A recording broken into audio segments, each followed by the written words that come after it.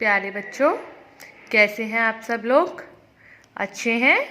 चलिए देखिए, आज आपकी यह बुक है एक आकृति, जिसमें हम आज एक कहानी पढ़ेंगे और उस कहानी का नाम है चलो तैरे। जैसा कि आप सबको पता है, अब तक हमने आपकी सारी मात्राएं कर ली हैं। आ से लेकर अह तक की सारी मात्राओं के बारे में आप पढ़ चुके हैं और उन्हीं मात्राओं को लेकर के ये कहानी जो है लिखी हुई है। तो चलिए देखते हैं आपने कितना पढ़ा और कितना सीखा। एक और चीज़, मैम जहाँ जहाँ पढ़ेंगी आप सबको अपनी फिंगर या अपनी पेंसिल उसी जगह पर रखनी है। तो चलिए शुरू करते हैं। देखिए, ध्यान से पढ़ेंगे। एक मेंढक, एक चूजा, एक चूहा, एक चींटी और एक गुबरैला सब सैर को निकले। समझ आया आपको? एक बार फिर देखिए। एक मेंढक, एक चूजा, एक चूहा, एक चींटी और एक गुबरैला सब सैर को निकले। आराम आराम से आप पढ़ेंगे, बिल्कुल आप गलत नहीं पढ़ेंगे। चलते चलते वे एक झील के किनारे पहुँचे। चलो तैरे कहकर मेंढक पानी में कूद गया। देखिए, यहाँ एक मेंढक है, एक चूजा होता है मुर्गी का बच्चा, और एक चूहा, एक चींटी और एक गुबरैला। ये सभी लोग सैर करने के लिए, यानी कि हम जाते हैं ना मॉर्निंग में सुबह सुबह घूमने के लिए, तो सैर करने के लिए निकले। चलते चलते वो सभी एक झील, एक नदी थी, उसके पास पहुँच गए और वहाँ पर एक मेंढक था जो जा रहा था। तो मेंढक ने सबसे बोला चलो तैरते हैं। इतना कहकर वो उस नदी में कूद गया। अब देखिए, पर हमको तो तैरना नहीं आता, चूजा, चूहा, चींटी और गुबरैले ने कहा। तो देखिए, मेंढक तो तैरना जानता था, तो मेंढक तो कूद गया।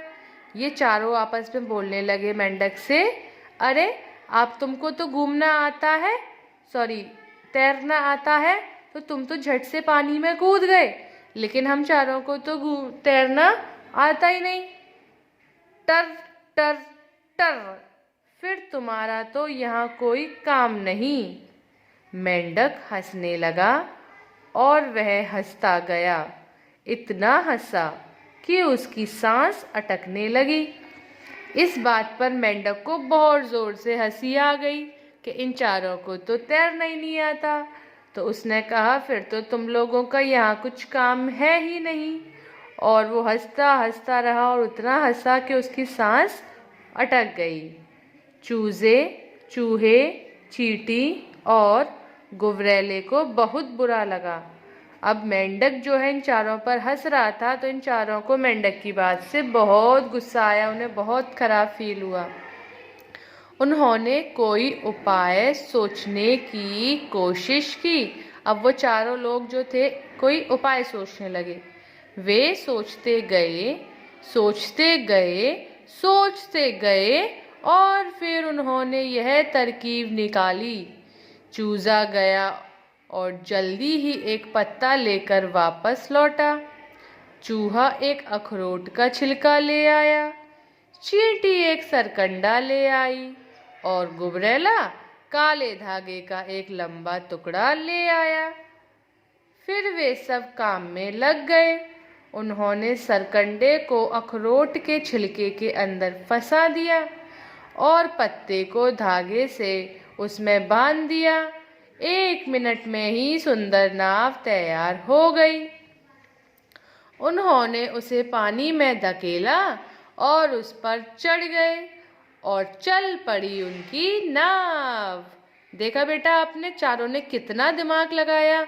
एक एक करके कोई कुछ लेकर आया। चूहा अखरोट का छिलका लाया, है ना। गुबरैला काला कलर का धागा लाया। और ये चींटी है, ये इस सरकंडा यानी कि लकड़ी की डंडी छोटा सा उसको लेकर आई। और जो ये थी चूजा, वो क्या लेके आई, एक पत्ता लेकर आया। उन सब ने उन चारों सामानों को लेकर के एक छोटी सी नाव तैयार की, क्योंकि वो छोटे छोटे ही तो थे, तो छोटी नाव तो चाहिए। सब लोग जुट गए काम में। उन्होंने देखिए अखरोट के छिलके में उस डंडे को फंसाया और धागे की सहायता से पत्ते को डंडे के साथ बांध दिया।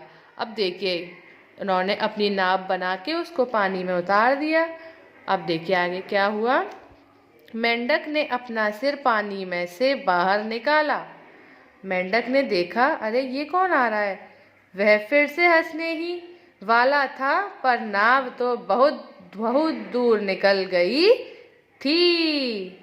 तो देखिए उसने देखा कि अरे अब कौन आ रहा है। उसने ऊपर उठकर देखा, वो हंसने वाला था उन चारों पर कि अभी भी नहीं आए होंगे।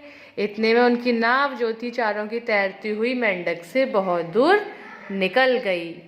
तो बेटा कैसी लगी आपको कहानी, अच्छी है ना।